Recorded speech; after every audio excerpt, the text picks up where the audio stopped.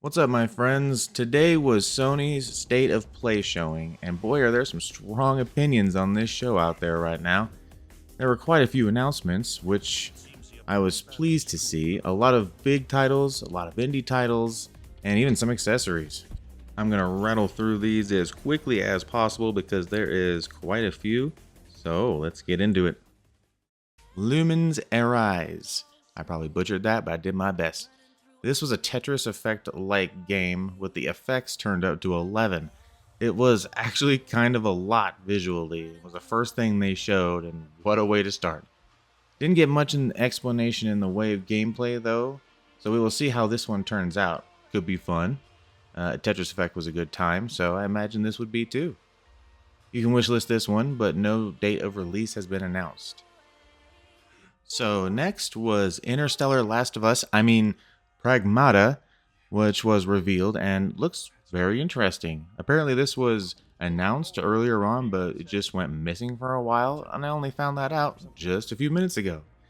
But this has that gruff dude watches over his daughter like companion thing going on. Looks like a confident third-person shooter also, with a lot more going on, especially in the way of combat, given your small companion Diana looks to have her own abilities as well. The story looks intriguing and the characters do seem interesting, so we'll have to see how this one turns out when it comes out in 2026.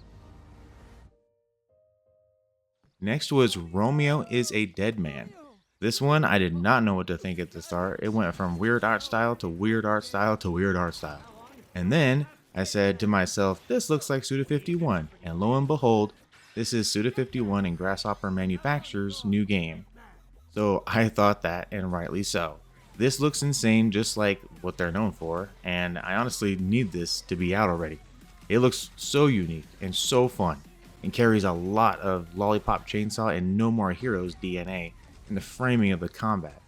Love the majority of Suda's games, so I imagine this one will be pretty fun as well, and will have his trademark sense of humor. Definitely look forward to this one when it hits in 2026.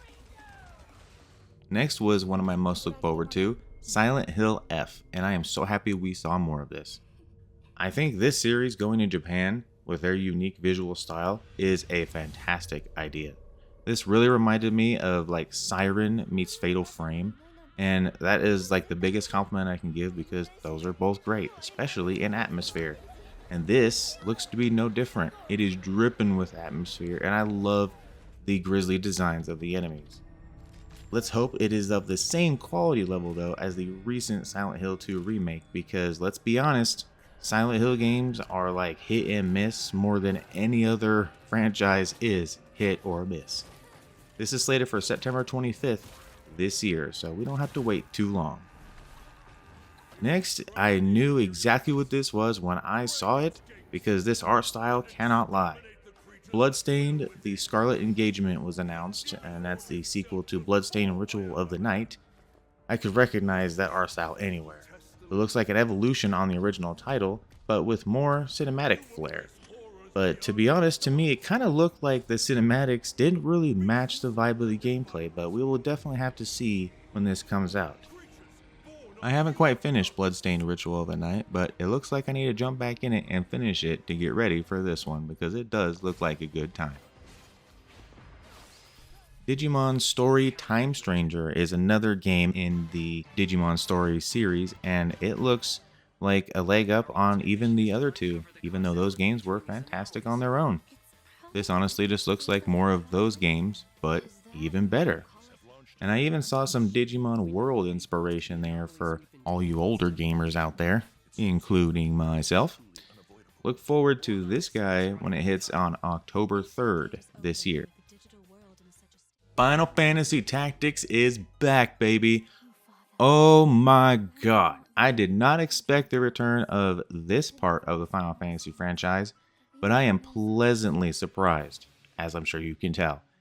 The art still looks top notch, and even better so in the enhanced version. Hopefully things aren't changed too much, just give me more crisp visuals and smooth gameplay, and I will be happy. But they even went a step further, and the enhanced version even comes fully voiced, which is crazy. I can't wait to get lost in this on the 30th of September. Oh man, am I happy to see this game. So now let's talk about the weird one, Baby Steps. Now I get that Sony's been trying to push this out, but I have not been on board for it. It looks a little odd.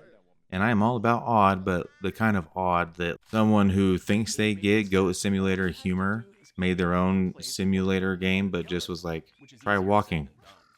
And, you know, some people might really enjoy this, but even still, for me, Baby Steps is a game that exists. And even worse so, had a cringeworthy intro from Sid Schumann that did not help this game at all in the way of bringing interest. At least to me. Anyway, this is coming September 8th. Look forward to it, maybe? When I first played it, I laughed so hard I almost barfed. Let's check it out. Hirogami. Now this is something a little more up my alley. It gives me Tunic vibes, which is very good. Except this is all about origami. It has your character changing from form to form in like a top-down character action game with puzzle elements. Looks very charming, and I will definitely give it a try. I'll come out September 3rd this year. Everybody's Golf Hot Shots. Dude, I did not expect to see Hot Shots come back. That is kind of a blast from the past. But Hot Shots has always been really neat for seeing the cool crossover characters and had some interesting gameplay, even if like you're not a golf fan, which I am not. This time around, it looks like you can get a hold of Pac-Man. I hope they bring back some older characters too. That would be sweet, because Kratos was even in these games, and that would be insane to see at a higher fidelity. This is coming out September 5th this year. Lots of things coming out in September. Awesome. That's my birthday month. Next was Ninja Gaiden Ragebound, and this continues to be one of my most look forward to games this year. I love beat 'em ups, I love side scrollers, and this looks charming in the way of, you know, killing your way through this game. Love the art, love the sweet soundtrack, and you know it's going to be a challenge. So you know you boy will be there on July 31st this year. Cairn is a new game coming out, and it looks to be following Jusant in the mountain climbing genre. Except here, it looks like it had a run-in with Sable. If you've played Sable, you should know exactly what I mean. The art style in that game is pretty impeccable, and this looks to be about halfway between Jusant and Sable. There's a demo of this out now, as announced during this show, so you can try this one out for yourself right now. Hopefully, it's good, and I see no reason why we shouldn't try it out and give it a chance.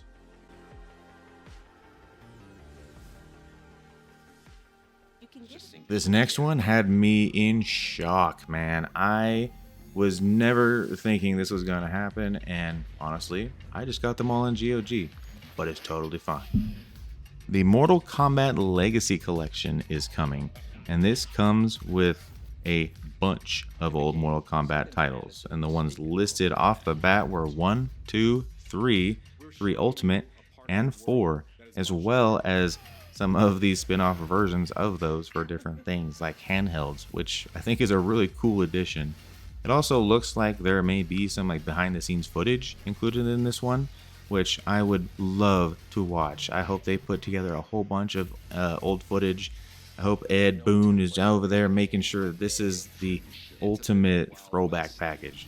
So, oh yeah, day one for this baby. Day one. You can wishlist it now. There is no release date yet, but oh man, I hope it's soon. And geniusly, following the announcement of the Legacy Collection, Sony picked this time to announce their PS5 arcade stick. And honestly, I am surprised it took this long, but you know, with the announcement of the Legacy Collection and another game coming up soon, it makes perfect sense, and that is some A+ marketing right there, and opportunity taken. Oh man, this next one makes me nervous. Please be good, please be good, please be good. We see more of Metal Gear Solid 3 Delta. Konami gave us a new trailer for the game with some announcements and teases. Also showing how well Snake can hide in his environment now, which is pretty good because I did not spot him at the end of this trailer until he moved. And also, it has a look at auto camo? I'm not really sure, but it looks neat. That's all I can say. And they announced more info is on the way. This continues to be both my most look forward to game and the one that makes me the most worried, because this is one of my favorite games of all time. I hold the platinum on PS3 in my Ultimate Metal Gear Solid collection, which, by the way, is the definitive way to play all of the Metal Gear games, because they are all in there. Take note, Konami. Jeez, splitting that stuff in half. Anyway, I'm going to be revisiting the original sometime soon, but as for the remake, you can expect that on August 8th this year. Oh boy. The next one got me super excited because I was not sure this was ever going to happen. Neo 3 is announced too, baby. And it got a shiny reveal trailer, and it looks amazing. I love Neo 1 and 2. I earned both of their platinum trophies as well, and had a blast doing it. Then this looks like more Neo, which is really all the fans, like myself, of Neo really wanted. I'm pretty sure anyway. They wanted more of 1, less of the summoning and weirdness of the counters in 2, even though 2 was great. Somewhere between there is perfect, and this looks like that perfect middle ground. It was also revealed that there will be a new ninja style of combat, as opposed to just the samurai style, which will bring back even more to the sandbox. And I'm excited to try this out and my ninja skills in 2026. But the most exciting thing, you don't have to wait that long, as there is a demo available today. I know what I'm doing right after this. Next was a VR announcement, which I totally did not see coming because I figured Sony has just left the VR folks high and dry, and we're going to continue to do so. But Thief VR Legacy of Shadows was announced, and is probably giving PSVR owners a heart attack, as they seemingly got left out to dry. But this will definitely push units, I am sure. I myself am a fan of the Thief franchise, and while the reboot in 2014 was far from perfect, it was an alright time, and had a lot of atmosphere. Here's hoping that it can perfect the formula in VR and keep that sense of atmosphere. You can wishlist this one right now. No release date announced. Tides of Tomorrow was also announced. This one was the most eye-catching game in the presentation, at least for me. The vibrant colors reeled me right in, no pun intended. The unique multiplayer elements that are present look like something I have to experience out of sheer curiosity. This looks like 1 part Deathloop, the good parts like art and mood, and 1 part Subnautica with some detective elements sprinkled in there.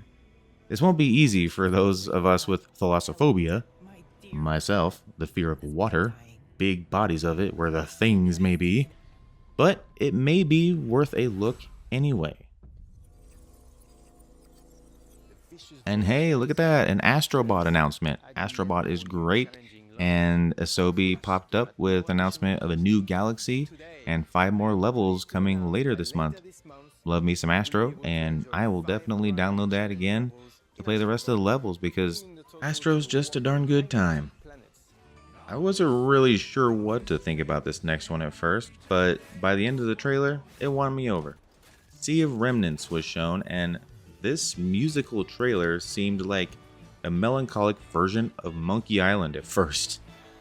It had a nice looking art style and third-person combat, but then it showed sailing the open seas, battling giant monsters kaiju size, and even mermaids in like an RPG system with third-person combat. Very interested to see how this one will turn out, as it looks very ambitious. It's coming 2026. I don't even have to tell you who made this next one. I'm sure the veteran gamers who see the trailer will know exactly right at the start. Sword of the Sea was announced, and this is from the makers of Journey and Abzu. And this looks to be pretty much a mashup of those two things, with a board. Snowboarding, wakeboarding, whatever you want, but you're using the board. So I can't imagine this would be anything but great coming from this team. This is coming August 19th this year, and it'll be launching as part of PlayStation Plus. So y'all have very little reason not to give this a try. Give this a try and support it because Journey was great. Abzu was great. Hopefully, Sword of the Sea will follow that tradition. After showing off Sword of the Sea on PlayStation Plus in the future, that wasn't the only thing that Sony had up their sleeve as part of PlayStation Plus. They announced that they are bringing FBC Firebreak, the Control spin-off from Remedy, is coming to PlayStation Plus also on its release. And they didn't show much more footage. We've seen kind of more of the same here. But the announcement that's going to be on PS Plus is awesome. If I love it, I will totally buy this because I love most everything Remedy puts out. Along with new things, a bunch of classics were announced for PlayStation Plus Premium, and they are some bangers. Classics like Deus Ex, Twisted Metal 3 and 4, Resident Evil 2 and 3, Myst, and Riven. So all my dad gamers rejoice, this is our time. Although I'm still not sure PlayStation Plus Premium is worth it. That remains to be seen. Now, the big 3 announcements that I personally took away from this as my big exciting things. One of which didn't get a showing, but got an announcement of a bigger showing in the future. First was 007 First Light. This got teased on social media just the other day. And oh man, I love me some 007. And it coming from IO Interactive is just a match made in heaven. That is such a great idea. I've been waiting on news for this game for what looks like forever, and this trailer did not disappoint. It looks like we're going to go back to James's roots as a 00 agent, and the Hitman DNA definitely shows through in the gameplay we did see in the trailer, along with some car chases that old 007 game fans will likely appreciate. Bring on those Nightfire memories, people. Hopefully in the future this will lead to a 007 remaster series because, dude, I would love to see those come out for modern consoles with better control schemes. Next was Ghost of Yotei, and this one was both awesome to see and disappointing to see because they didn't show anything, Sony. How dare you? But anyway, it's coming in a full deep dive in July. So we have that to look forward to, and I love and hate that. So there's that. The last thing that Sony had to show is one of my most exciting announcements, and that is a Marvel fighting game from the Arc System Works team. Marvel Tokon Fighting Souls. I am not 100% I said that right, but we'll roll with it. Tokon is coming right off the heels of Marvel Rivals and was bringing us the fighting game we had hoped Marvel vs. Capcom 3 was going to be, but without the Capcom. This team knows fighting games, and I have enjoyed their games as far back as the original BlazBlue. Haven't played as much Guilty Gear, and that is a sin, I know, but I have faith that this is going to be awesome. This had a really long showing, lots of things were said about it, so I do recommend watching that full video and deep dive on it, because this looks like, greatness. So I was hype as hell for this announcement. And dang, does it look like it's going to kick some major ass. I will be there day one for this one, as MK1 left a fighting game sized hole that needs to be filled. And that was Sony's State of Play. A lot of great games shown, and I think the time ahead for Sony is going to be looking bright. I already see the conversation in the YouTube comments of the live stream freaking out that it wasn't very good, mostly due to having a lot of indie games and smaller titles. I am going to have to hard disagree. As much as I love seeing a ton of just huge titles coming in the future, I just as much enjoy indie games as well, be it a side scroller or something completely new, except for Baby Steps. That ain't it for me, I'm sure. But it isn't like there wasn't any big announcements or showings with the likes of 007, Silent Hill, Marvel Tokon, Pragmata, the return of Final Fantasy Tactics, a new Neo game, and Thief VR. Come on. I know not everyone's into VR, but that's pretty freaking cool. And Final Fantasy Tactics in particular is arguably one of the best, if not the best, Final Fantasy game of all time. I wouldn't say the show was 10, but I would say around an 8, or maybe an 8.5 if I want to stretch things. Mostly due to not showing much of Ghost of Yotei, or anything regarding Bloodborne. No, we will not let it go. I am convinced that people's problem with the show is no Bloodborne and no Wolverine. But like, I am more concerned about what was shown than what isn't. Because I feel like that is a giant waste of time. You can complain about what isn't here all the time. But while we're seeing all this new stuff coming out, I'm going to keep it about that. And I think y'all should too. Because this was a pretty good show, all things considered, I think. Let me know what you guys felt about the state of play. Was it great? Was it shit? Or was it kind of somewhere in the middle? Comment down below. Like the video if you enjoyed watching, listening to my commentary. Subscribe if you would like to see more gameplay from me or hear my commentary on the latest things happening with things going on in the gaming world. I make another show called What's the Tea that comes out every few weeks, so you can look forward to those too.